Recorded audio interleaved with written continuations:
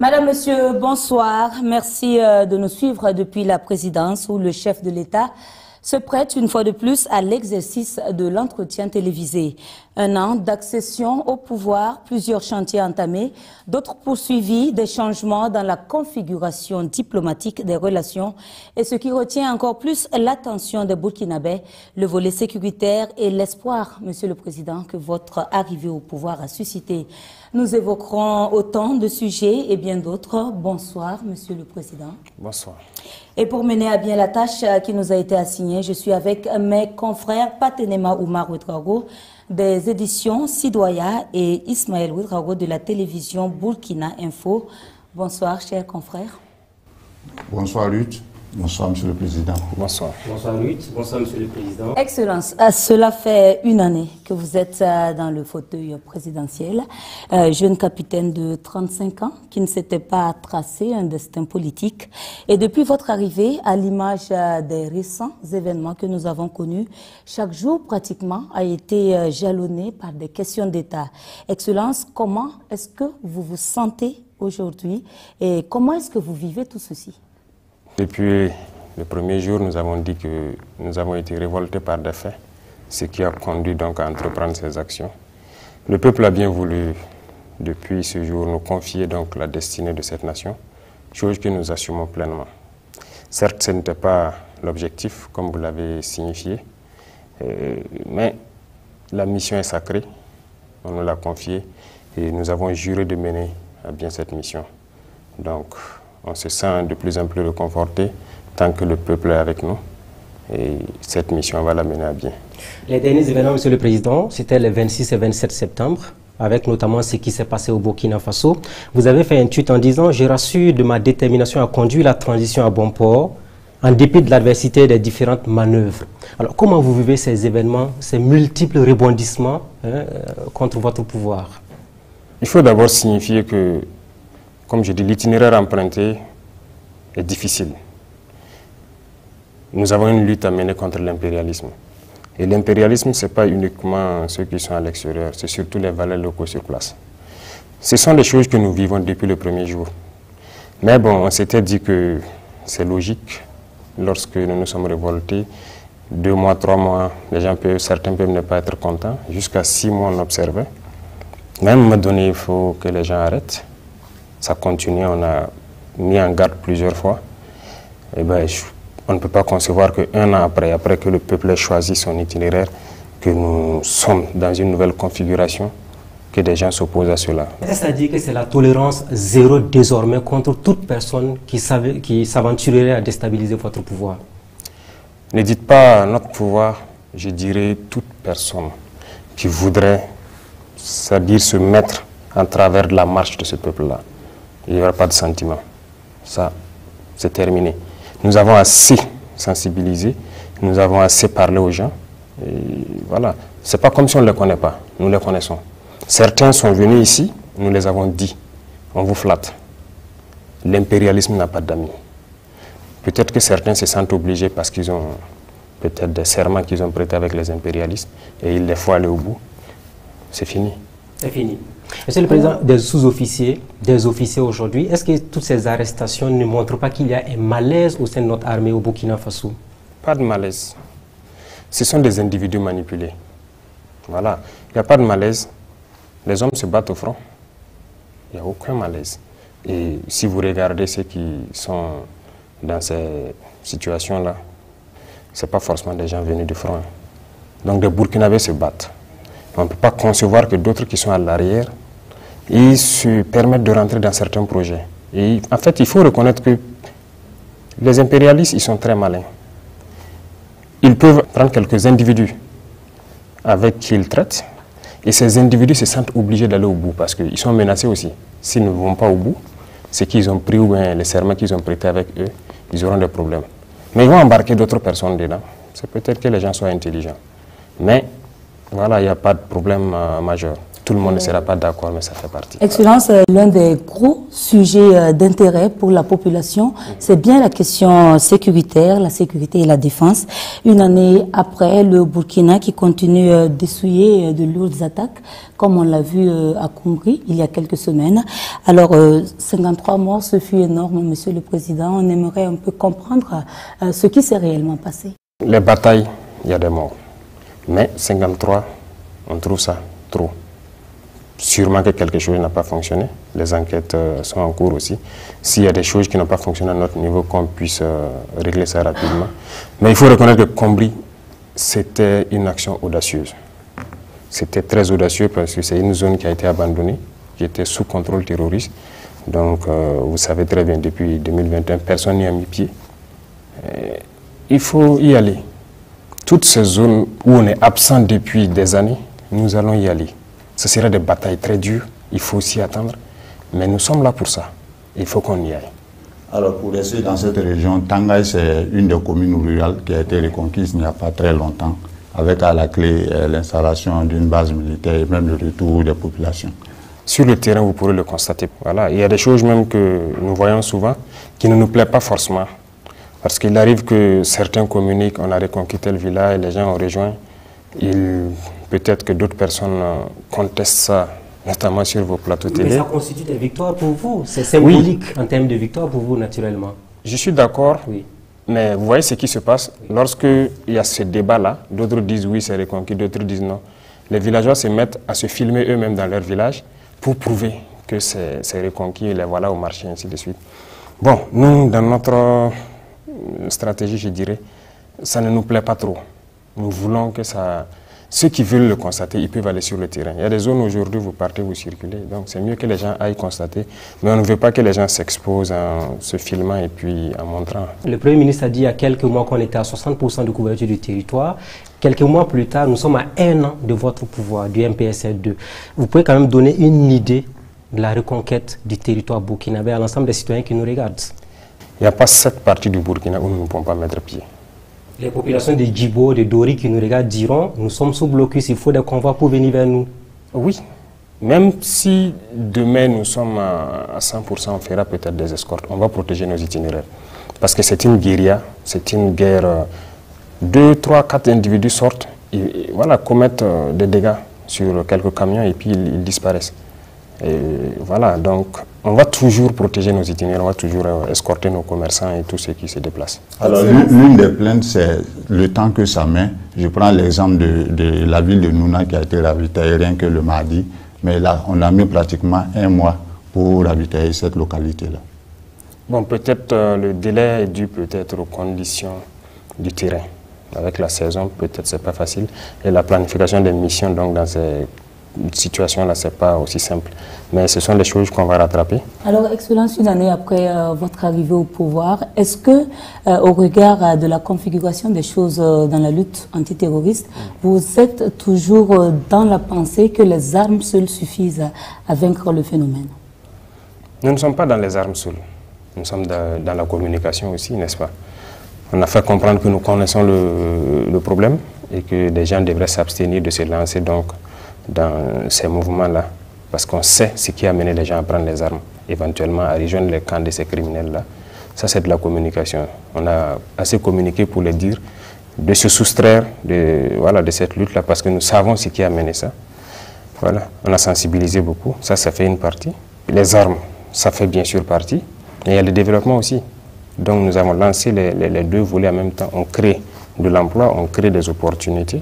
C'est ça l'objectif. Est-ce que les Burkinabés qui ont pris des armes contre leur pays, vous êtes prêts à faire des démarches, même si elles sont souterraines, parce que le retour de la paix n'a pas de prix? Démarches souterraines, je ne sais pas. Je parle des négociations éventuellement ou des dialogues avec certains Burkinabés. On ne les connaît pas. Qui les connaît? On ne les connaît que lorsqu'ils apparaissent avec les armes et voilà.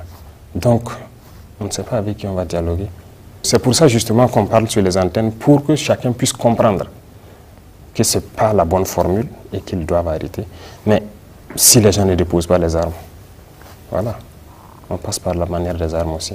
Alors, il y a environ 5 mois, vous disiez que la guerre était au stade de l'introduction. Alors, à ce jour, la guerre est à quel niveau? Je dirais qu'on est toujours à l'introduction parce que l'équipement qui doit venir, ça commence un peu.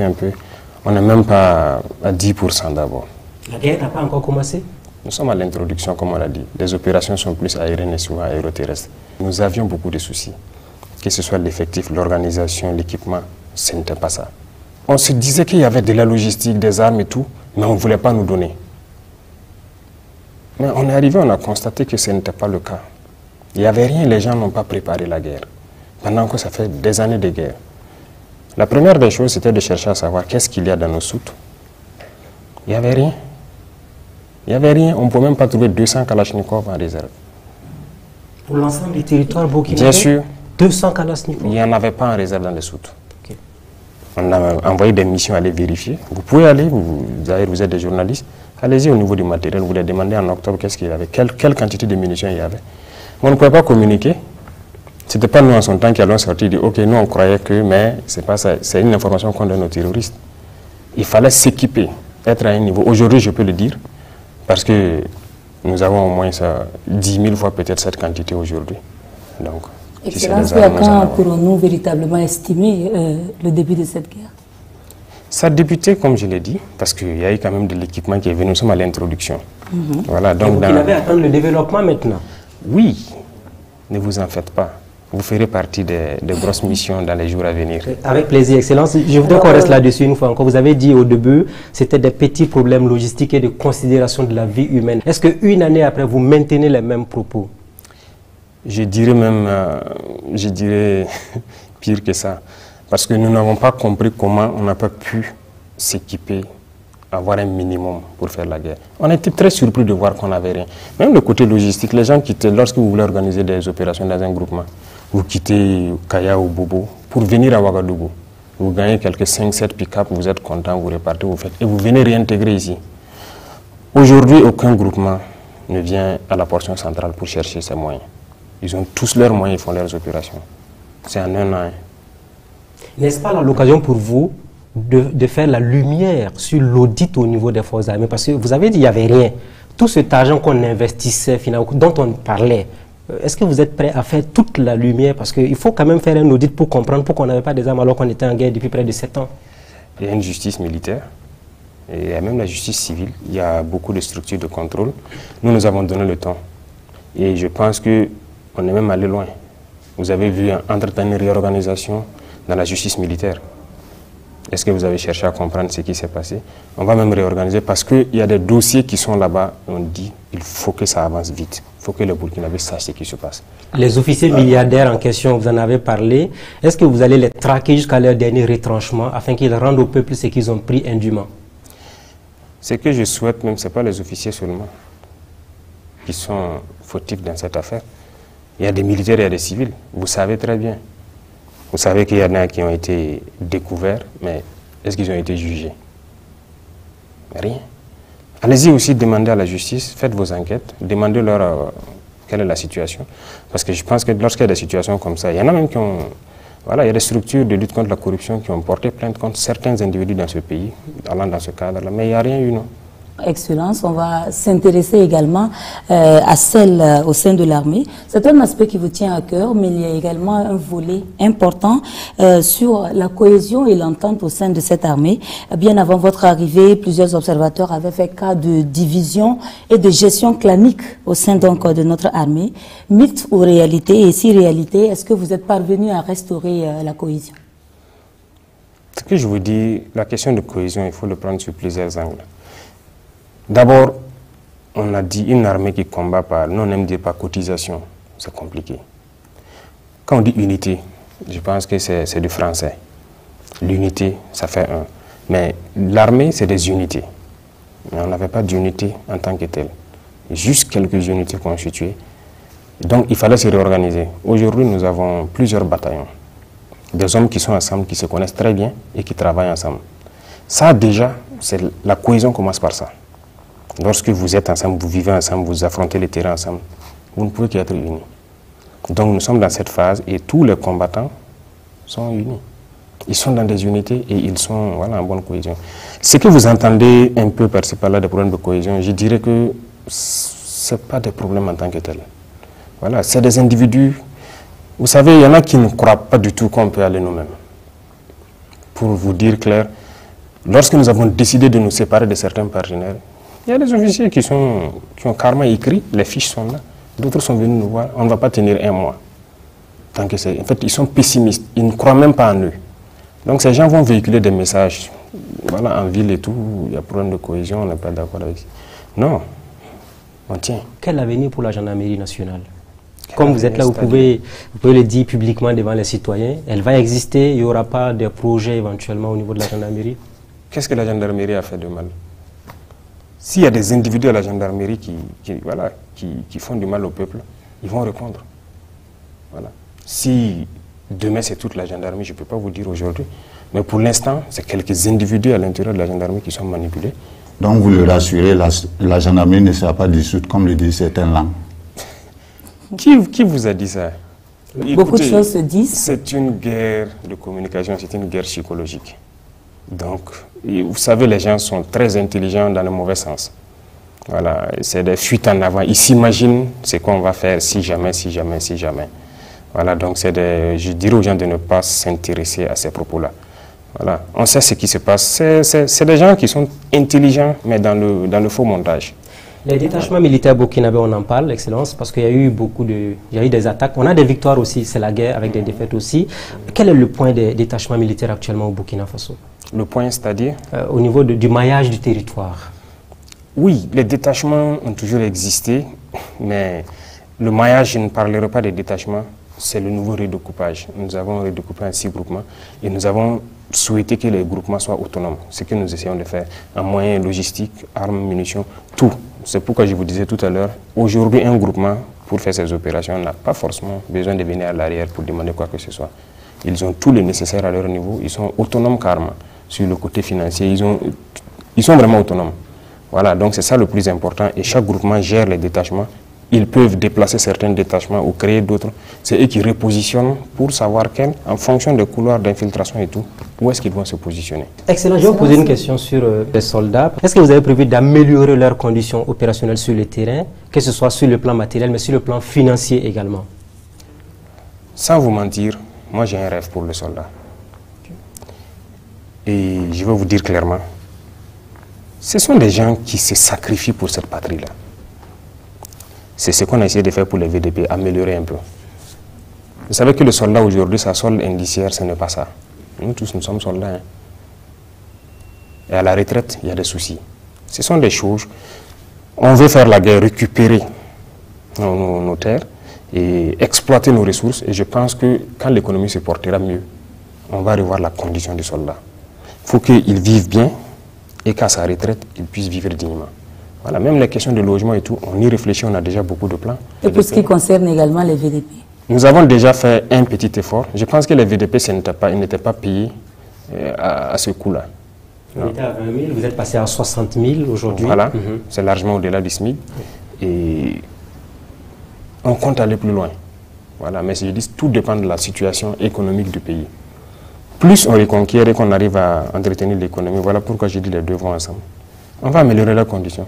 Les VDP, ce sont des gens, c'est des civils comme vous, qui ont quelques jours de formation, mais ils acceptent d'aller se sacrifier. Mais est-ce que vous avez prévu d'améliorer au moins, parce que les familles des VDP aussi commencent à donner de la voix sur cette question-là? Oui, c'est des réflexions qui sont en cours, même les 10 millions de soldats, c'est des réflexions qui sont en cours. Vous voulez augmenter ça maintenant pour les familles? Pas question d'augmenter, il faut réfléchir à l'emploi.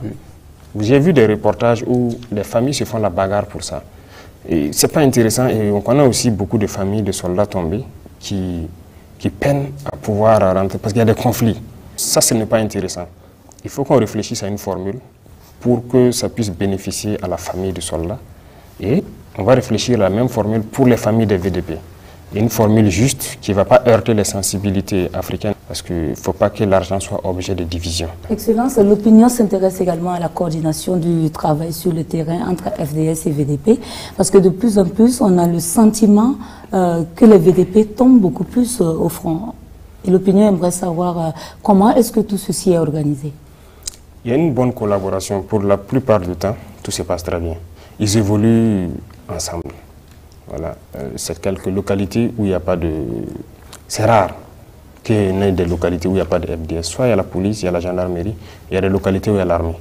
Donc ils sont encadrés sur la plupart des opérations.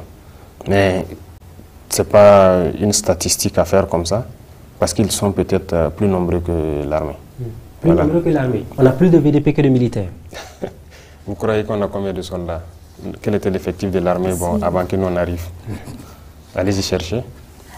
Si cette année seulement on a fait un recrutement de quoi? 11 000 soldats. C'est totalement une armée. C'est parce qu'on avait un problème d'effectif. Alors, est-ce que vous êtes arrivé d'entendre que les VDP ou les FDS refusent d'aller au front? Refuser d'aller? Oui. Jusque-là, on n'en a pas vu le cas. Je pense qu'ils sont plus motivés à partir. Quand on a commencé la formation des VDP, et il y a quelque chose même qui se passe qui est très intéressant depuis qu'on a commencé à former les VDP nationaux et tout. Il y a des militaires même qui veulent évoluer aux côtés des VDP, qui veulent aller avec eux. Et il y a beaucoup de bataillons mixtes qui sont en constitution actuellement et ils s'entraînent. Il y a des militaires et VDP ensemble, ils s'entraînent durement et ils partent. Donc il y a de l'engouement quand même. Et quand on veut les envoyer quelque part, voilà, ils n'hésitent même pas. Actuellement, tous ces VDP qu'on a recrutés, formés, vous savez qu'au début, on se disait qu'ils n'allaient pas supporter le gilet et tout ça là. Bon, quelqu'un qui n'est pas habitué, qui n'est pas... Voilà, ça peut faire bizarre. Mais ils ont demandé à avoir les gilets casques. Certains croyaient qu'on n'allait pas avoir pour tout le monde parce qu'on a vu la polémique se monter. Tous ont des gilets, des casques, des trucs de protection, tous. Et ça les motive en fait, tout ça, à se lancer. On a des jeunes qui dorment à la place de la nation, qui ont même lancé des messages au capitaine Traoré pour dire « Nous, on veut défendre notre pays, la pluie, le vent nous trouve là-bas. » Vous êtes au courant de ces jeunes-là? Qu'est-ce que vous avez prévu pour eux? Oui, je crois qu'entre-temps, on m'a rendu compte, je ne sais plus, il y a 1 mois de cela ou 2 mois, qu'il y a des jeunes justement qui dormaient donc, à la place de la nation pour défendre. L'instruction a été donnée donc de les prendre et on m'a rassuré, soit ils ont fini leur formation, ils sont toujours en formation. On les a récupérés, mais bon, on avait des gens de patienter parce qu'on allait lancer encore.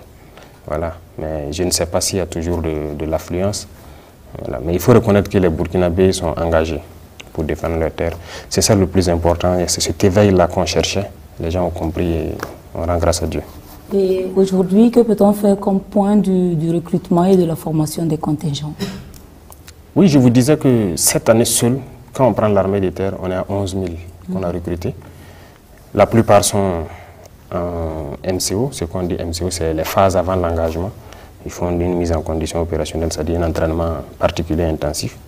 Donc, quand ceux-là vont s'engager, voilà, on pourra passer au développement. Côté gendarmerie, il y a eu des gendarmes auxiliaires qu'on a décidé de recruter. La première vague a fini 1400, il y a au moins 1500 encore, donc ils étaient 3000 en tout. Côté eaux forêt aussi, vous avez dû remarquer, il y a un recrutement spécial de 4000 qu'on a lancé. Même au niveau des policiers, je pense que vous avez vu leur réorganisation. Voilà, on a regroupé en Goumi. Voilà, c'est ce qu'on appelle le groupement mobile d'intervention, qui sont déployés un peu partout, à qui je rends hommage d'ailleurs au passage, qui sont engagés, fortement engagés, parce qu'avant ils n'avaient pas peut-être un certain type d'équipement qu'on refusait de les donner. Actuellement, ils ont tout. Donc voilà, on recrute et on réorganise et on avance. L'Assemblée nationale a donné son quitus pour l'envoi d'un contingent au Niger. Alors est-ce que cela ne contribue pas à disperser les forces au niveau du Burkina? Non. Je pense que le débat s'est tenu là-bas et les arguments ont été assez suffisants. Lorsque vous devez défendre le périmètre de cette table, vous ne restez pas normalement sur la table pour défendre. Vous partez au-delà. Si on avait soutenu le Mali depuis les années 2012, si on avait soutenu le Niger, vous croyez que le terrorisme serait arrivé là? Je ne pense pas. On est resté bras croisés, ça n'arrive qu'aux autres. D'ailleurs, c'est ce que beaucoup d'États autour font aussi. Je crois que ça ne va pas les arriver. Non, on fait des erreurs. D'abord, donc, sur ce point seulement, la meilleure manière donc, de se défendre, c'est d'aller un peu au-delà. C'est d'ailleurs l'argument que certains États occidentaux avancent, qu'ils viennent ici pour combattre le terrorisme, pour que ça n'arrive pas chez eux. Et l'autre chose, c'est quoi? C'est un peuple frère qu'on veut agresser. Il n'y a pas de raison que nous reste les bras croisés. Si on laisse déstabiliser le Niger, tout le monde a suivi pour la Libye. C'est ça qui a déversé toutes sortes d'armes ici. Et voilà, le terrorisme s'est amplifié. On va encore laisser le Niger se désintégrer. Il faut qu'on raisonne, non? Excellence, en dehors de la question de la solidarité africaine que vous êtes en train d'évoquer, la question fondamentale qui se pose, c'est est-ce que nous avons véritablement ces moyens d'aller au secours du Niger? Est-ce que nous ne sommes pas nous-mêmes déjà suffisamment affaiblis? Est-ce que nous avons les moyens, y compris en hommes, en finances et en vivres? Quand on parle là-bas, ce que je vous ai expliqué, ce n'est pas forcément le Niger qu'on parle de défendre, c'est pour nous-mêmes d'abord. Il faut qu'on les aide. Si le Niger est déstabilisé, le Burkina, c'est foutu. Aujourd'hui, nous arrivons déjà avec... On n'est pas déployé d'abord, mais on fait beaucoup de choses ensemble. Rien que la semaine passée, les vecteurs aériens ont opéré en parfaite symbiose pour détruire une colonne que les Nigériens ont vu quitter vers chez eux en rentrant chez nous ici. Et nous, nos appareils sont intervenus, leurs appareils sont intervenus, tout a été bien coordonné pour... C'est ça qu'on demande. Et il faut qu'on s'aide comme ça entre pays voisins. Et finalement, qui paiera cette note? Qui paiera? Cette note? Non, ce n'est pas une note particulière. De toute façon, sur notre territoire, on fait des opérations. Il n'y a rien de particulier si les soldats se retrouvent de l'autre côté de la frontière pour faire la guerre. Le 16 septembre 2023, donc, il y a eu la création de l'AES, l'Alliance des États du Sahel. Est-ce là un processus vers la fin de la CEDEAO ou le retrait de ces trois pays de la CEDEAO pour une certaine autonomie? L'AES, c'est une défense en commun. Nous avons décidé d'unifier nos espaces. Aujourd'hui, peu importe la situation au Niger, aussi au Burkina ou au Mali, on peut bénéficier l'un comme l'autre du soutien de ce partenariat-là. Donc c'est ça d'abord le plus important pour nous, parce que nous, ce qui nous préoccupe, c'est la question de sécurité, nous sommes en guerre, et c'est ça qui nous préoccupe d'abord. Le reste, ça viendra. La CEDEAO et l'AES? La CEDEAO est là. Jusqu'à preuve de contraire, on n'a pas quitté la CEDEAO, mais l'AES est une alliance de défense. Que peut-on retenir de l'état de nos relations avec la Côte d'Ivoire lors des changements intervenus au Niger et avec les différentes décisions de la CEDEAO? On a vu deux pays qui ont adopté des postures totalement différentes. Il n'y a pas de problème particulier. Je pense que même demain, les peuples burkinabés et ivoiriens, on est ensemble. Il n'y a aucun problème. Mais les politiques peuvent différer, comme sur ce cas précis où ils ont décidé, les politiciens ont décidé une certaine posture. Nous sommes dans une certaine posture. Mais de toute façon, voilà, chacun réfléchit. Le souci, c'est la population qui paye le coût, qui prend le coût. Jusqu'à preuve de contraire, ça n'affecte pas la population. Je pense que certains pays ont décidé d'aller intervenir au Niger. Ouais, ils peuvent y aller. Ça n'affecte pas la population. Nous avons aussi décidé de protéger nos frères nigériens. Donc, on va renforcer leur armée en cas d'agression. Voilà, c'est le peuple nigérien que nous... Parce que lorsqu'il y a une agression armée, il y a forcément des dommages. Et voilà pourquoi nous disons que nous soutenons l'armée du Niger pour protéger leur population, parce que c'est leur, c'est leur mission principale. Le cas ivoirien, toujours un instant, Monsieur le Président. Est-ce que depuis que vous êtes président, vous avez reçu du matériel ou de l'argent de la Côte d'Ivoire? De quoi? De l'argent ou du matériel de la Côte d'Ivoire, de façon transparente? Alors, du matériel, oui. Il était question de faire une opération à nos frontières communes. On n'avait pas assez d'armes pour équiper notamment toutes les unités qui étaient là-bas, parce que nous on avait des commandes, mais on avait des soucis. C'est en ce moment, je pense que les autorités ivoiriennes ont décidé de nous venir en appui. Pas de contribution financière de la Côte d'Ivoire vers le Burkina? Contribution financière, ça serait la bienvenue. Je pense qu'on a un fonds de soutien patriotique. Si, de relation de coopération avec un pays. Si demain... Est-ce que vous pouvez nous dire qu'il n'y a pas de nuage entre les autorités burkinabées et celles de la Côte d'Ivoire de façon pragmatique? Nous avons vu certaines sorties et nous essayons nous-mêmes de comprendre.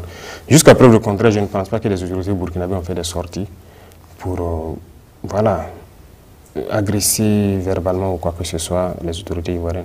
Mais nous avons vu par contre des sorties d'autorités ivoiriennes. On a vu les sorties du président de l'Assemblée, on a vu beaucoup d'autres choses qui malheureusement ont parlé du Burkina négativement, mais nous n'avons pas répondu. Voilà, parce que nous avons jugé que c'est des opinions d'individus, mais ce n'est pas l'opinion du peuple ivoirien. Voilà, donc on a décidé, mais jusqu'à preuve de contraire, ici, il n'y a pas une seule autorité qui a fait une sortie parlant de la Côte d'Ivoire. Une lucane sur les Burkinabés qui vivent en Côte d'Ivoire. Vous, en tant que président, est-ce que vous avez un message à leur adresser? Parce que beaucoup sont intéressés à rentrer au pays pour lutter, pour défendre le territoire ou encore financièrement apporter leur contribution. Beaucoup sont déjà rentrés, qui sont sur le terrain. Et, comme vous dites, financièrement, beaucoup ont contribué. Beaucoup continuent d'envoyer leur contribution à travers le fonds.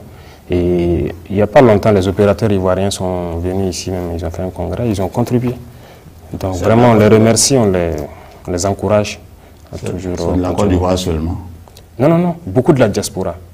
Ça, il faut le reconnaître. C'est ce que j'ai dit, nous avons beaucoup apprécié le réveil. Le réveil, voilà, l'éveil de conscience et tout.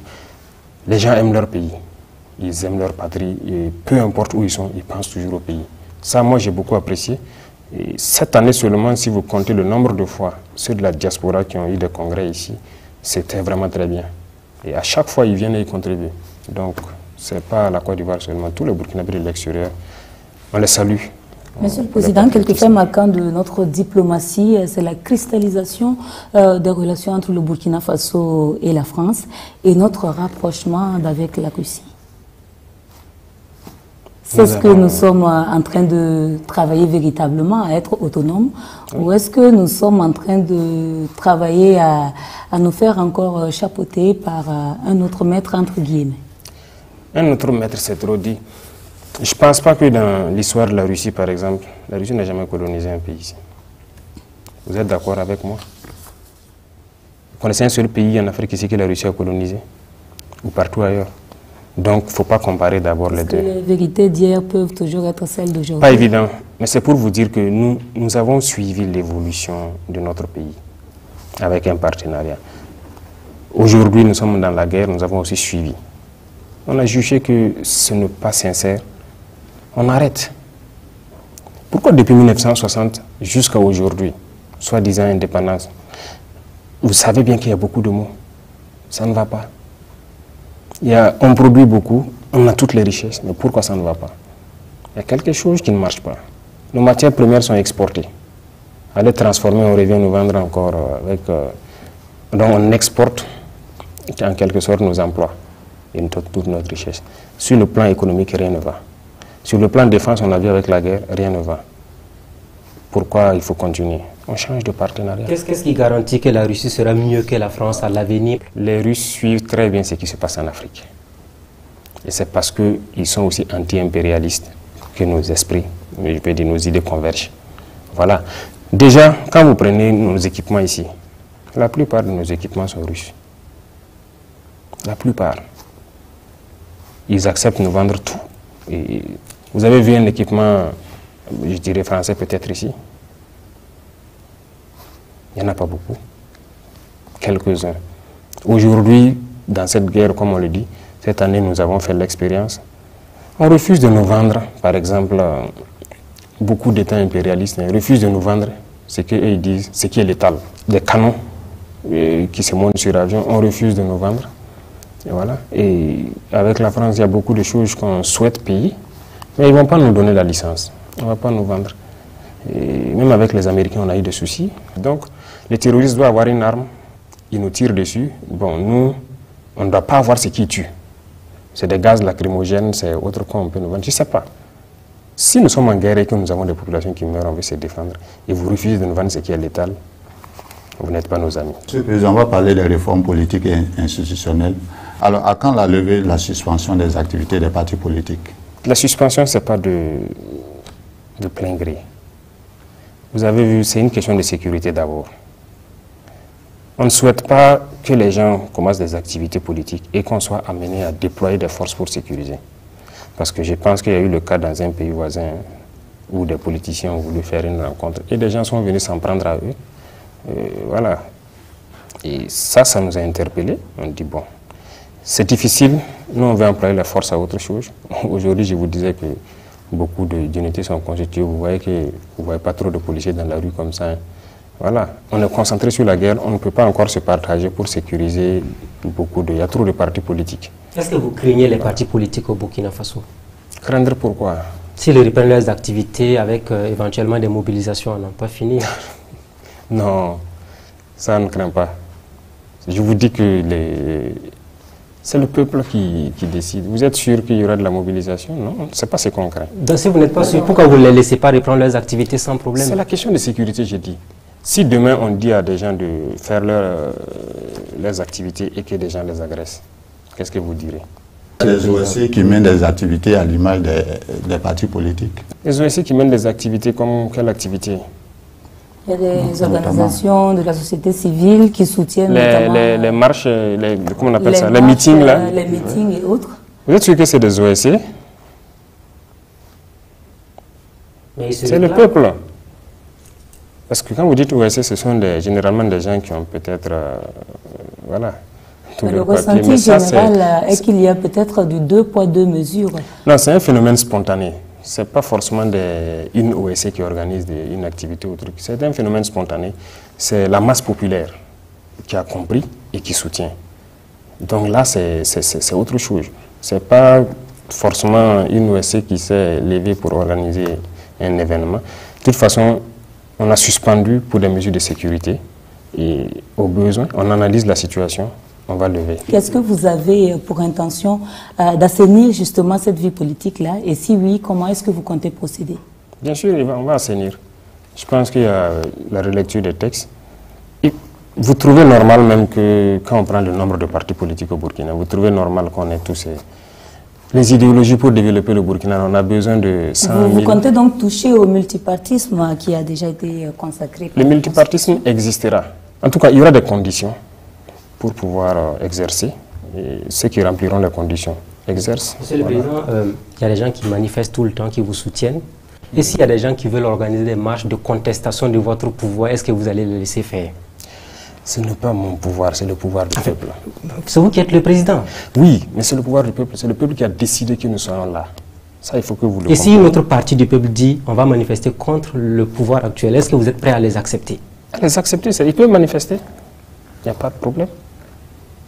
Ils peuvent manifester. D'ailleurs, ceux qui veulent aller au complot, là, c'est une forme de manifestation, non? Voilà, ils peuvent manifester. Ils sont libres. Est-ce que, justement, vous pensez à la question de l'organisation prochaine des élections? Notre pari tient toujours. C'est le rendez-vous de juillet 2024? On n'est pas encore arrivé, donc nous, on espère qu'à la sortie de la saison pluvieuse, là, on puisse avancer sérieusement dans la lutte. Et voilà. S'il plaît à Dieu. Excellence, on n'est pas juillet 2024, mais vous le savez, gouverner, c'est prévoir. Est-ce que vous envisagez effectivement de respecter cette échéance de la fin de la transition qui avait été retenue dans la charte? Gouverner, c'est prévoir, très bien. Alors, le premier jour, nous avions fait comprendre aux gens qu'on souhaite juste faire le minimum de temps possible dans cette lutte. Si, par exemple, certains acteurs nous avaient laissé lutter sérieusement, on ne serait même pas à cette étape actuellement. Mais les gens ont décidé de nous rendre la vie dure. Lorsque nous nous sommes rendus qu'il y avait un problème d'équipement, on a commandé beaucoup d'équipements un peu partout. Les pays amis nous ont par exemple envoyé immédiatement nos équipements. Et les pays qui sont encore sous le dictat des impérialistes, ou même qui sont même impérialistes, ont par exemple décidé de bloquer nos équipements. Ça met du retard chez qui? Qui est responsable de ce retard? Et une fois, on nous a dit ici, vous dites qu'il faut qu'on fasse vite pour faire les élections, et c'est vous encore qui bloquez nos équipements, vous ne voulez pas qu'on fasse la guerre. C'est quoi le problème? Qu'est-ce que vous voulez? Mais s'ils répondent à cette question, voilà. Est-ce que vous êtes en train de nous dire que tant qu'il n'y aura pas la sécurité, il n'y aura pas d'élection? Il n'y aura pas d'élection qui va se concentrer uniquement à Ouagaï, à Bobo et quelques villes autour. Il faut que tous les Burkinabés choisissent leur président. Il faut que ceux qui vont postuler puissent aller partout au Burkina. Voilà, aller faire leur campagne et tout. Donc, il faut qu'on assure la sécurité d'abord. On ne peut pas se mettre... Mais pourquoi on est venu? On est venu pour la sécurité, pour que le Burkinabé puisse vivre dignement et tranquillement. Et une fois que ça c'est assuré, les gens pourront circuler librement, aller où ils veulent, faire leur campagne. Et là, permettre à tous les Burkinabés de choisir leur président. C'est ce que nous souhaitons. Donc aller aux élections n'est pas une priorité absolue pour vous pour le moment? Ce n'est pas une priorité, ça je vous le dis clairement. C'est la sécurité qui est la priorité. On parle de réforme politique au Burkina Faso, nouvelle constitution, entre autres, référendum. Est-ce que vous y pensez actuellement? Les textes actuels ne nous permettent pas de pouvoir évoluer sereinement. Parce qu'il y a Qu'est-ce que vous reprochez à cette constitution actuellement? De toute façon, ce que je vous dis dans les jours à venir, la modification partielle, vous allez voir ce que ça concerne et on va toucher à un volet. Nous sommes en Afrique. Oui. Peut-être vous ne trouvez pas, nous imaginons par exemple que les différentes confessions au Burkina, les sages, toutes les représentations des différentes ethnies ou tout ça là, vous ne trouvez pas qu'ils puissent donner un avis dans les décisions qui doivent être prises? Parce que cette constitution, c'est uniquement l'avis d'une poignée de personnes éclairées. Mais la masse populaire, là, ils ne comprennent pas forcément ce qui se passe. Donc nous souhaitons, par exemple, faire des ouvertures. Voilà. Et on trouve que ces leaders coutumiers, religieux et tout, ces leaders dans les différentes communautés. Vous envisagez donc d'intégrer certaines approches participatives? Bien sûr. Il faut que les gens puissent, sur certaines décisions importantes, donner des avis. Excellence, on va aussi s'intéresser à la question des libertés fondamentales, notamment avec ce sujet majeur qu'est celui de la justice. Vous savez, au sein de la justice, il y a de très bons acteurs, comme il y a de mauvais acteurs. Et vous le savez très bien. Ce n'est pas moi qui vais vous apprendre aujourd'hui toutes ces affaires qui sont passées. Et il n'y a rien eu. Et vous-même, journalistes, là, il faut que vous vous intéressez à certains sujets. Voilà. Combien de gens ont été dans des erreurs graves, dans des crimes économiques, mais il n'y a rien. Ils ne sont pas poursuivis. L'autre jour, je suivais, il n'y a pas longtemps, sur la RTB, par exemple, le débat sur le stade du 4 août. Qu'est-ce qu'il y a? La justice est libre, indépendante. En tout cas, nous n'avons pas dit à quelqu'un de ne pas poursuivre les procédures. Pourquoi ils ne le font pas? Il y a beaucoup de gens qui ont commis des crimes ici, des crimes économiques, qui ont pillé l'argent du peuple, mais qui sont libres. C'est ça qu'on veut régler. Vous vous souvenez, à la rentrée de l'année passée, la rencontre avec le CSM, j'ai dit il faut qu'on change la manière de faire la justice même. Mais il n'y a pas eu de proposition. Il faut que la justice soit pour tout le monde. Voilà moi mon cheval de bataille. La justice doit être pour tout le monde. Il n'y a pas de justice pour des riches, de justice pour des pauvres, non. Vous savez, il y a combien de personnes aujourd'hui en prison qui n'ont pas été jugées? Environ 4000 personnes. Qui sont en détention, certains depuis des années, sans jugement. Vous trouvez ça, c'est normal? La justice vous dira qu'elle n'a pas suffisamment de moyens non plus pour faire le travail. Il y a les moyens. Je suis contre la prison. Ce n'est pas dans nos cultures. En Europe, on fait la prison, on attrape les gens pour quoi que ce soit aller enfermer. Il y a un service social qui s'occupe des choses. Ceux qu'on attrape enfermés ici, qui s'occupent de leur famille. C'est ça le problème. Donc il faut qu'on réforme. On ne peut pas se comparer aux Européens sur ce volet-là. Ils sont loin en avance. On ne peut pas prendre les textes et puis venir appliquer ici. Moi, je suis farouchement contre la prison. C'est pourquoi j'ai dit depuis l'année passée au CSM, je veux qu'on puisse modifier les textes pour que lorsque quelqu'un qui part voler un mouton, ben dans un garage, il a volé un moteur, aller vendre quelque chose. Il cherche, on sait bien qu'il a faim. On part le faire travailler. Il va rembourser ce qu'il a volé. Donc les détenus pourraient être des VDP à l'avenir pour le Burkina Faso. Ils vont travailler. Si dans les prisons, les gens commencent à vous dire, nous voulons aller nous battre pour la nation, vous êtes prêts à libérer ces bras valides-là qui sont dans nos prisons pour aller lutter pour le territoire? Mais ils vont aller, ça dépend de ce qu'il a fait. Si ce n'est pas un criminel. Okay. Parce que j'ai dit la prison, c'est pour ceux qui tuent. C'est-à-dire les criminels. Et quand on dit criminels, il y a les criminels, les tueurs en série. Il y a aussi ceux qui font les gros crimes économiques. C'est des criminels parce que par leur faute, des gens meurent. Eux, il faut la prison. Mais même le crime économique, je suis d'accord pour la prison, mais il doit rembourser ce qu'il a volé d'abord. Aujourd'hui, les gens volent des milliards, on les attrape, on les met en prison. Il accepte purger sa peine, il sort et bouffe ses milliards. Il n'y a rien. Monsieur le Président, on va parler de la radio Omega. C'est vrai que la suspension a été élevée. Alors, est-ce qu'on doit comprendre à travers ce message, ce sophisme, soit vous êtes avec nous, soit vous êtes contre nous? Ce n'est pas ça. Voilà, il ne faut pas prendre ça sur cet angle-là. Les libertés individuelles ne doivent pas primer sur les libertés collectives. Il faut que les gens comprennent ça. Secondo, il faut savoir communiquer. On est en guerre, il faut savoir communiquer. Et il faut pas, soit vous êtes avec la patrie, ou bien vous êtes contre la patrie. Peut-être que d'autres communiquent sans savoir ce qu'ils font. Mais je pense qu'il y a des sessions de formation que je vois souvent, qui sont organisées au profit de vous les journalistes, pour vous mettre dans la communication de guerre. Je pense que chacun doit voir ça. Mais je me dis que les gens font exprès. Sinon, vous suivez les chaînes internationales. Lorsqu'il y a un conflit, vous les suivez et vous savez très bien qu'est-ce que c'est que la communication de guerre. Parce que dans la guerre, généralement, vous prenez parti pour une des parties ou pour l'autre. Donc, pourquoi ici, votre pays est en guerre et vous ne pouvez pas soutenir? Moi, je vous dis que en brousse, il arrive que les hommes suivent tout des médias. Il y a des moments où vous pouvez voir quelqu'un énervé toute la journée parce qu'il a vu quelque chose dans un média. Et vous pouvez voir quelqu'un aussi très content parce qu'il a vu quelque chose d'autre.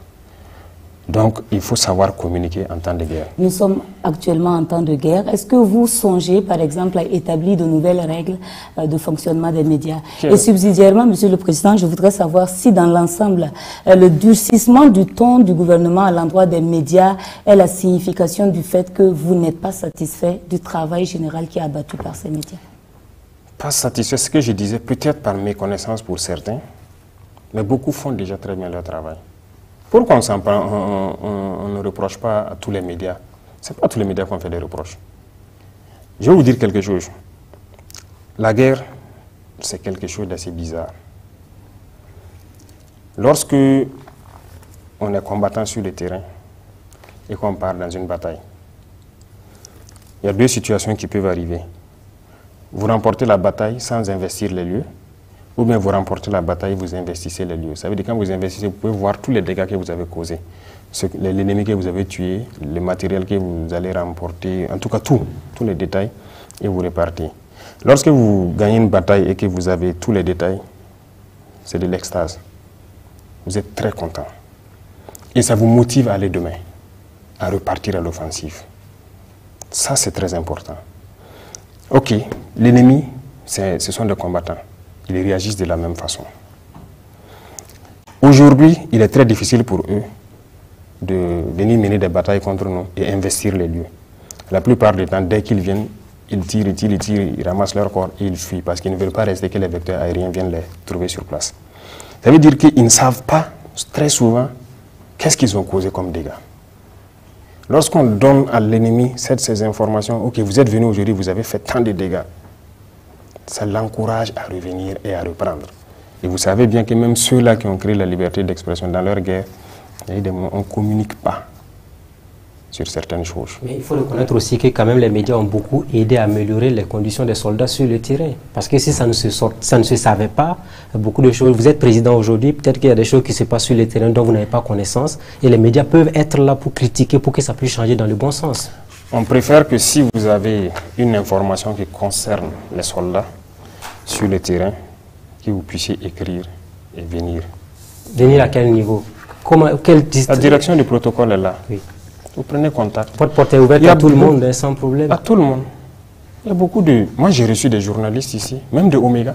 La porte est ouverte. Tant qu'on a le temps, on a la capacité. Ce n'est pas qu'on est contre quelqu'un ou quelque chose, non. Tant qu'on a le temps, on reçoit tout le monde. Si on n'a pas le temps, on vous dit de déposer vos propositions au niveau de la direction. Voilà. Il y a certains à qui on a dit d'écrire leurs propositions et puis venir déposer. S'il y a des choses qui ne vont pas vous... En quoi est-ce que vous partez dire c'est quoi l'objectif? Non. Donc, si les gens ne savent pas, s'il y a des propositions concrètes et que, ou bien il y a des constatations sur le terrain qui concernent la vie des soldats, il ne faut pas exposer ça à l'ennemi. Venez, vous écrivez, vous venez. S'il y a le temps même, on vous reçoit en même temps. Vous exposez la situation et on vérifie. Donc vous n'avez aucun problème avec les médias burkinabés? Aucun. Excellence, il y a aussi la réquisition. C'est un nouveau mot qui est rentré dans le quotidien des Burkinabés, tant il est perçu comme une épée de Damoclès qui plane au-dessus de la tête des citoyens. Alors, certains estiment que donc la réquisition est désormais brandie comme une arme de dissuasion. De toute façon, c'est réglementaire, non? La mobilisation générale, la mise en garde, c'est réglementaire. C'est ça? C'est vous qui dites c'est l'état de droit. C'est l'état de droit, c'est réglementaire. Lorsqu'on est en guerre, on peut prendre certaines dispositions. On peut réquisitionner tout le monde. Récemment, on a un anesthésiste réanimateur qu'on a pris, on l'a vu en tenue avec une arme. Est-ce que c'est son rôle d'aller faire la guerre à la place des militaires, par exemple? Parmi les VDP, je vais vous dire qu'il y a des gens, chefs de projet, en tout cas des entrepreneurs, des gens très bien posés. Ça, ce sont des volontaires. J'arrive, qui se battent. Leur rôle premier, ce n'était pas ça. Mais ils ont vu la nation en péril. Ils ont décidé de s'engager. Ça, c'est du patriotisme. Ceux qui n'ont pas ce courage de le faire, encourager donc ceux qui se battent d'une certaine façon. Est-ce que vous parlez de médecins anesthésistes? C'est son travail de critiquer, voilà. Ce qu'il fait là, est-ce que c'est son travail de médecin? Mais c'est un citoyen burkinabé. C'est même pas critiquer, c'est souvent des injures, des débordements. C'est son travail. Vous savez, on respecte tout le monde, il faut respecter aussi les gens. Est-ce que c'est une punition? Voilà. Non, ce n'est pas une punition. Il ira là-bas prouver ce qu'on aurait dû faire. Voilà, il va contribuer. Et puis, les médecins militaires, il y en a. Hein. Ou bien, qui dit qu'il ne peut pas servir là-bas? Voilà pourquoi on tient à ce qu'il soit même entraîné au maniement un peu des armes avant de partir. Donc, sinon, tout le monde peut s'attendre du jour au lendemain à être réquisitionné pour aller au front. S'il le faut, tout le monde ira. On va parler d'économie, relance, création d'emplois et engagement patriotique. Et pour venir à bout de l'idée terroriste, Excellence, vous l'avez dit, il faut de l'argent pour développer le pays aussi. Vous avez donc initié un fonds de soutien patriotique. À ce jour, est-ce que vous êtes satisfait de l'engagement des citoyens? Oui, je suis satisfait, il faut le dire, et c'est à saluer. Les Burkinabés ont accepté de consentir d'énormes sacrifices. Et d'ailleurs, c'est ce que on passe le message souvent aux soldats lorsqu'on passe dans certaines garnisons. Le peuple a accepté de se saigner. Le peuple a accepté. Il y a des taxes qu'on a imposées, il y a voilà, un certain nombre de choses qu'on a dû faire pour pouvoir financer notre gain. Pour les citoyens burkinabés, même s'ils ne parlent pas, la vie chère est là.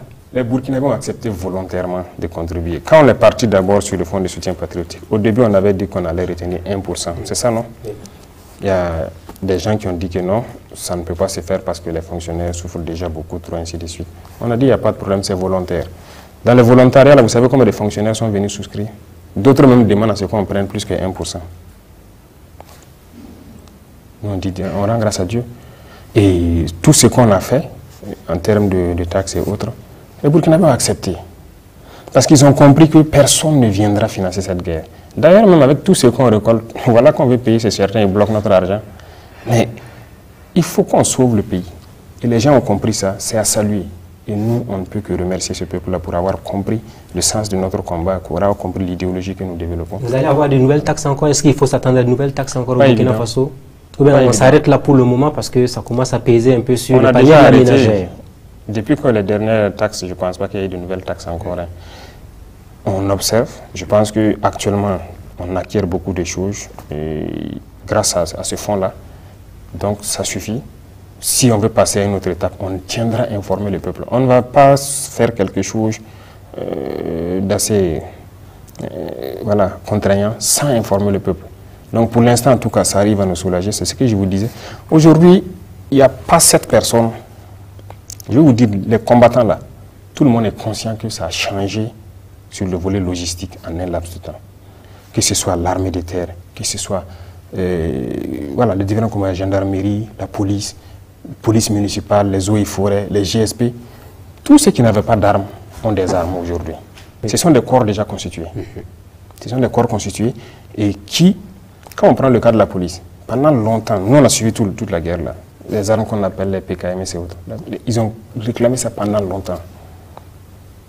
On n'a pas donné. Nous, on a décidé, par exemple, de les doter. On les a dit de se constituer en unité, on va les doter. On les a dotés plus que ça. Mais ils sont sur le terrain, ils le prouvent. On a eu raison.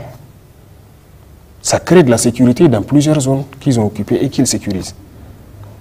Les eaux et forêts, ils étaient aussi dans leur forêt. On a été interpellés plusieurs fois depuis certains mois, d'autres étaient à 7, à 14, ils ont dit qu'ils ont 2 Kalachnikovs.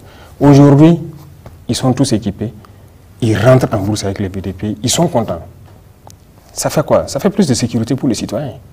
Voilà, ça c'est important, parce que lorsque quelqu'un est en tenue, dans une zone assez turbulente, et qu'il n'a pas le minimum pour se garder lui-même, c'est compliqué.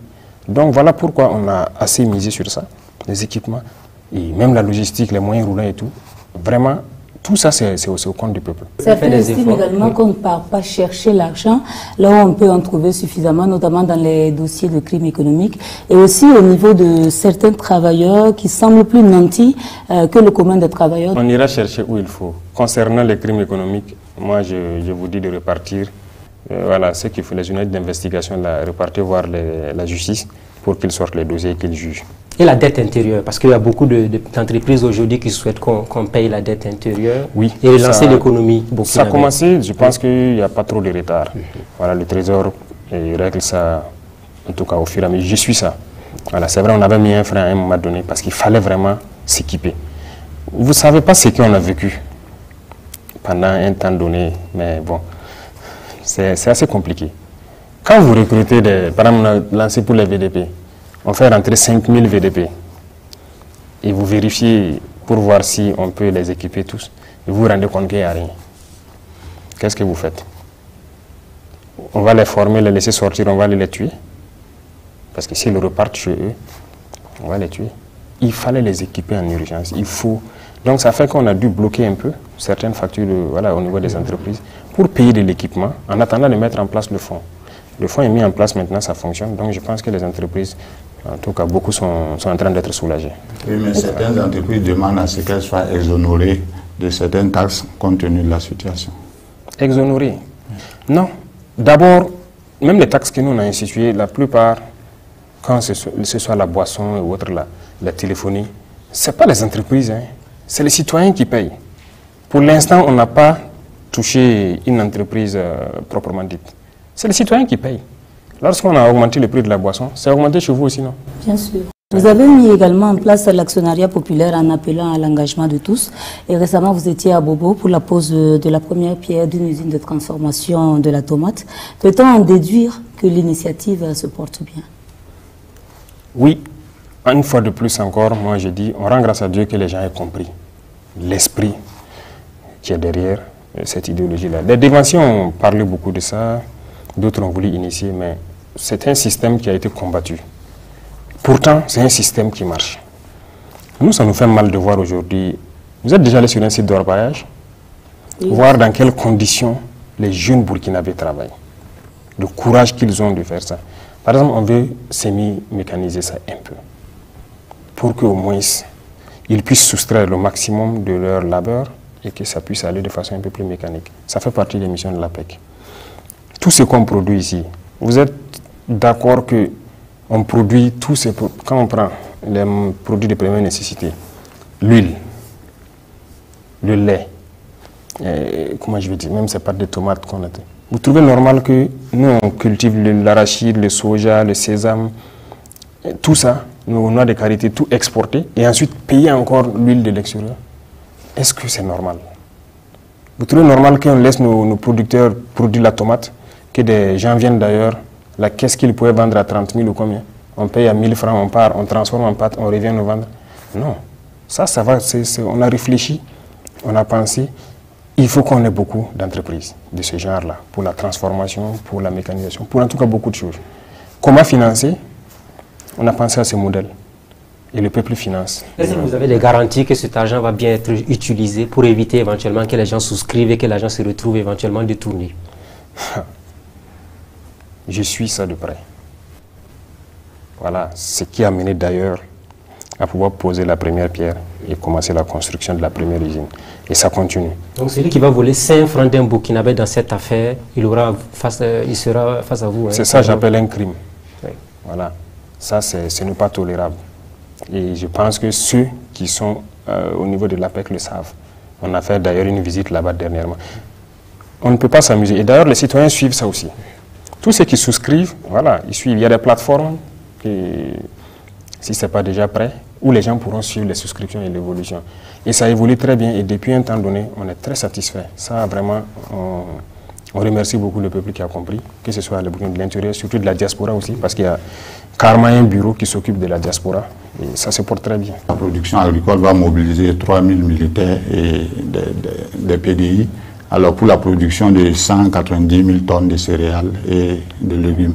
Alors, le problème est que ça s'inscrit dans une période bien définie, 2023-2024, alors qu'il y a jusqu'à plus de 2 millions de Burkinabés qui sont frappés par l'insécurité alimentaire. Alors, quel est votre commentaire? Oui, l'initiative est lancée et ça se porte très bien. On a pu faire le point. Je pense que même, ils ont dit qu'ils vont faire un point encore au peuple ces jours-ci. Ça se porte très bien. C'est d'ailleurs au-delà de nos attentes en termes de superficie qu'on voulait emblaver et tout. Et les militaires et VDP participent. Voilà. C'est l'autosuffisance alimentaire qui est en ligne de mire. Ça, c'est l'objectif. Il faut qu'on y arrive et c'est possible. Pendant combien de temps éventuellement dans vos prévisions? Alors, il a dit tout de suite que l'initiative c'est 2023-2024. C'est pas exclu que ça y ait extension, mais au niveau du ministère de l'Agriculture, on nous a demandé un travail. Ils nous ont fourni donc dernièrement un document qu'on a autorisé en Conseil des ministres, l'offensive agricole. C'est là-bas en fait que ça sera plus large parce que c'est le ministère qui doit s'occuper de ça par vocation. Donc ça aussi ça sera lancé tout de suite. L'objectif c'est d'atteindre l'autosuffisance alimentaire en tout cas à l'horizon 2025 et ça sera piloté par le ministère. Ce sont des initiatives qui visent en tout cas à occuper la jeunesse qui enquête également d'emploi. Et lors de la commémoration de la journée internationale, vous aviez lancé un appel à l'entrepreneuriat. Quelle est votre vision, Excellence, pour cette jeunesse? On a encouragé l'entrepreneuriat bien avant d'être là-bas. Je pense que il y a les conseils des ministres avant où vous avez vu que les PME, par exemple, on a travaillé à élaguer beaucoup de taxes autour. C'est pour encourager les gens parce que nous avons de la chance d'être aussi de vivre dans la masse populaire. Les jeunes qui veulent créer des petites entreprises, souvent se retrouvent confrontés à beaucoup de sortes de taxations. Ils n'arrivent pas à ça. Accès au marché. Il y a beaucoup de jeunes qui créent. Après, voilà. Ils n'ont même pas accès au marché public et autres. C'est des problèmes à n'en pas finir. Tout ça, on a facilité. Oui. Donc, j'ai dit d'élaguer tout ce qui est taxe autour. Et l'accès au marché aussi. Et voilà, on a facilité beaucoup de choses actuellement. On continuera de le faire, c'est pour encourager les jeunes à entreprendre et pouvoir les accompagner. Et d'ailleurs, dernièrement, c'est ce qui a amené à rencontrer donc les banquiers là, où on les a demandé, on attend toujours, qu'ils nous fassent des propositions. Même s'il faut que l'État puisse trouver des garanties pour que les jeunes puissent avoir les prêts à des taux vraiment acceptables dans les institutions financières pour se lancer. Il le faut. Sinon, si on ne va rien changer... Mais certains jeunes aussi ont eu à prendre des prêts, ils n'ont jamais remboursé. Il y en a qui ont pris des prêts pour faire autre chose. Est-ce que vous allez vous doter de toutes les garanties pour éviter également ces mêmes erreurs de par le passé qui ont été commises? C'est vrai, c'est réel. Il y en a qui ont pris, bon, peut-être par inconscience ou truc, mais on mettra tous les garde-fous. Et puis surtout, il faut les accompagner. Il ne faut pas juste donner un prêt et puis bon, le laisser comme ça. Il y a beaucoup, actuellement donc au ministère de la Jeunesse, il y a des fonds qui donnent les prêts. Dès le début, on a demandé donc la situation des fonds. On a vu réellement qu'il y a beaucoup de prêts non remboursés. Voilà. Donc, nous avons dit de mettre un mécanisme en place, de sorte que lorsque les jeunes viennent pour demander les fonds, il faut les aider d'abord à bien modeler leur projet. Une fois que ça c'est fait, il faut les accompagner. Donc, il y a beaucoup de structures qui sont mises en place, que le ministère est en train de mettre en place, vous avez suivi, pour accompagner donc ceux-là qui amènent les projets. Il ne s'agit pas de les donner les fonds et il se débrouille. Il faut l'accompagner, il faut le conseiller, il faut le guider et les trouver des débouchés aussi. Donc c'est ce travail-là qu'on est en train de faire pour que ce soit un tout. Pour qu'on les... Sinon, si vous les donnez, bon, ça, il peut être tenté de faire autre chose que ce même pourquoi il est venu chercher donc le prêt. Alors, Excellence, on est pratiquement au terme du temps, en tout cas qui nous était imparti, mais on aimerait avoir très rapidement quelques réactions de votre part par rapport à certains sujets d'actualité.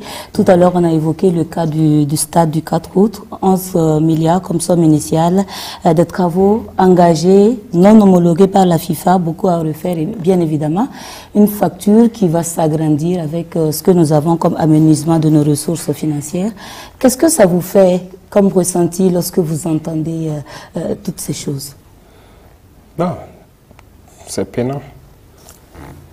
Je pense que ce n'est pas le seul cas. Il y a beaucoup de situations comme ça, des marchés qui ont été passés, voilà, des montants pas possibles, et puis le travail. Vous avez vu la route de Koudougou, par exemple. Ça existe dans ce pays-là. C'est ce que, là encore, j'interpelle voilà, nos amis de la justice, de s'auto-saisir de certaines questions et de faire la lumière. Là, on a demandé toute la situation au ministre, qui nous a amené clairement la situation. Et je pense qu'il a été sur... c'est à la RTB, non? Voilà, ils ont eu un débat. Oui, il vous a dit clairement, non? Ça n'a rien respecté comme procédure. On ne sait même pas... Mais nous, on attend aussi d'être éclairés. Est-ce que les gens vont aller en prison pour ça? Ça dépend de la justice. Parce qu'on m'a dit que des gens avaient été interpellés, auditionnés et puis relâchés. Monsieur le Président, le souci était qu'il avait même du mal à pointer du doigt les principaux responsables. Il n'y a pas du mal si les gens font leurs enquêtes. Il y a des responsables qui étaient là, qu'on les interpelle. Il y a forcément un responsable. Lorsqu'il y a une dépense au niveau du gouvernement, il y a un responsable forcément. On ne peut pas, la dépense ne s'est pas faite toute seule. Donc, il ne faut pas, si les agents n'ont pas été mêlés et que ça a été fait dans une bulle, il faut qu'on retrouve cette bulle-là. Qui a fait et a ordonné? C'est tout. Donc moi, j'invite les gens à aller jusqu'au bout, qu'ils continuent les enquêtes et qu'ils disent la vérité au peuple. Qui a fauté, qui a dilapidé de l'argent parce que la CAF n'était pas au courant. Voilà pourquoi ils sont venus trouver qu'ils ont fait un travail bâclé. Il faut reprendre. Monsieur le Président, une autre question. La presse avait fait cas de la lettre de votre prédécesseur Paul-Henri Sandaogo Damiba qui souhaite rentrer. Vous avez reçu la lettre de Damiba en question? Oui. Il veut quoi exactement? C'est comme vous l'avez dit. Rentrer au pays. Est-ce que vous allez lui faciliter la tâche pour qu'il rentre au Burkina? On n'a pas dit à quelqu'un de quitter le Burkina. Ça, il faut qu'on soit clair là-dessus. Donc, il est libre de rentrer quand il veut. Mais on n'a pas de garantie. Des garanties? Quelle garantie? C'est un citoyen. Donc, il rentre au pays quand il veut. Certains étaient partis avec lui, ont compris après, ils sont revenus. Mais lui aussi, il peut revenir quand il veut. Une année après votre arrivée au pouvoir, est-ce qu'on peut espérer à ce que vous fassiez, vous procédiez à la mise en place d'un gouvernement d'union nationale? Parce qu'on voit que, en tout cas, il y a certains caciques ou certaines compétences, certaines anciennes compétences qui ont été mises à l'écart jusque-là. Est-ce qu'on peut espérer que vous élargissiez en tout cas votre choix en matière d'hommes pour vous accompagner dans la gestion de ce pouvoir? Il y a beaucoup de compétences au Burkina. Nous, on les découvre au fur et à mesure. Donc, il n'y a pas une compétence unique. Il y a beaucoup de compétences. Donc, je ne pense pas qu'on doit être figé sur certains individus. Si on doit prendre en compte toutes les compétences, peut-être que chaque semaine, on va changer de gouvernement. Mais un an après, est-ce que vous vous dites c'est bon que j'essaie de revoir mon équipe? Ce n'est pas une histoire de un an. À tout moment, c'est combien de mois après on a fait le premier remaniement? À tout moment, on a des objectifs qu'on donne. Si ce n'est pas atteint. L'autre question, Monsieur le Président, est-ce que vous pensez à l'après-présidence du Faso? Vous avez dit au début que vous n'aimez pas le pouvoir parce que c'est des problèmes. Un an après, est-ce que vous dites que cette affaire-là finisse vite pour que moi je reparte dans ma vie militaire sans angoisse, sans contrainte? C'est comme vous l'avez dit, en venant ici, nous, on n'est pas venu dans cet objectif. Mais à présent, le peuple nous a confié une mission. Et nous avons juré de ne pas trahir le peuple. Et nous accomplissons notre mission. Ce qui va venir après, ça ne nous regarde pas. Parce que si vous pensez à votre avenir, vous ne pouvez pas gouverner nos États-là. Ça, je peux vous assurer. Si vous pensez à votre avenir, si vous avez peur, vous ne pouvez pas gouverner nos États-là. Vous voulez rester président à vie ou qu'est-ce que vous vous dites? Président à vie, vous pensez que c'est possible? Ah, mais tout Ce est n'est possible. pas le souhait de quelqu'un. Bon, c'est vrai qu'on le voit ailleurs. Hein. Vous allez vous fatiguer à un moment donné. Est-ce que vous êtes déjà fatigué? Non. Tant que moi, je vois le peuple debout, on n'est jamais fatigué. Je vous dis que c'est une vie difficile. Et voilà pourquoi j'ai dit, si vous pensez à votre vie ou bien vous pensez à l'avenir, vous savez combien de compromissions on vient pour nous faire ici? Combien de propositions? Si nous on pensait à l'avenir, peut-être qu'aujourd'hui on serait déjà des multimilliardaires. Parce qu'il y a tellement de gros contrats. On vous envoie des valises souvent? Pas des valises. Je vais vous donner deux ou trois exemples. Quand vous prenez l'aéroport de Donsin, on vient vous négocier avec vous, il faut signer pour qu'on vous donne par exemple 5% sur les 30 ans. Si j'accepte, imaginez ça fait combien de milliards? On ne va pas hypothéquer l'avenir de notre patrie là pour ça. On n'est pas venu pour ça. Vous prenez l'hôpital de radiothérapie là, c'était mort, c'était fermé. Bogodogo. Voilà. Pendant qu'on nous a aidé à avoir ça pour soigner les cancers ici. Voici des choses où on a eu des propositions. Et puis c'est des Burkinabés, hein, des milliardaires burkinabés qui sont venus nous faire des propositions voilà. Si on les donne pour qu'ils en fassent une clinique, on aura, c'est sur toute la vie, hein, tel pourcentage dedans. On dit non, nous on veut réouvrir ça pour que ça serve aux Burkinabés. On a eu beaucoup de visites, on a eu beaucoup de propositions. On dit on ne veut pas. Et c'est réouvert actuellement. On soigne gratuitement les cancers des enfants. Cancer de prostate et de sein, c'est gratuit. C'est les autres cancers qui sont payants. Il y a beaucoup d'autres cas comme ça. Donc c'est pour vous dire, si vous pensez à l'avenir, vous, votre propre avenir, vous ne pouvez pas diriger nos États. Il y a la pression.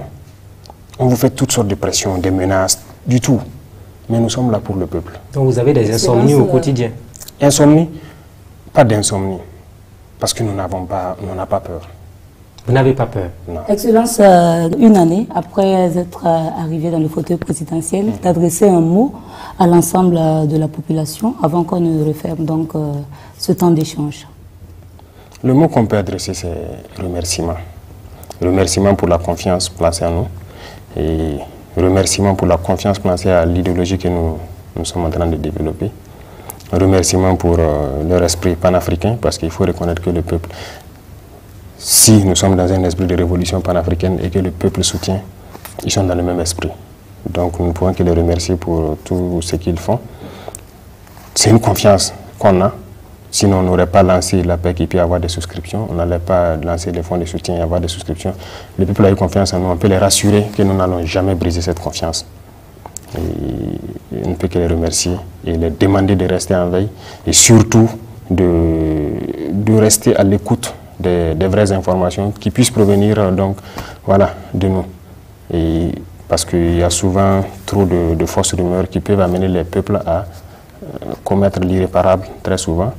Et donc, ce qu'on peut donner comme conseil, c'est de faire attention aussi à ces réseaux sociaux et qu'on continue à se faire confiance. Lorsqu'il y a une information qui est là, on pourra le leur donner clairement et qu'on puisse avancer sereinement dans la construction de notre patrie là, voilà, avec tout le monde.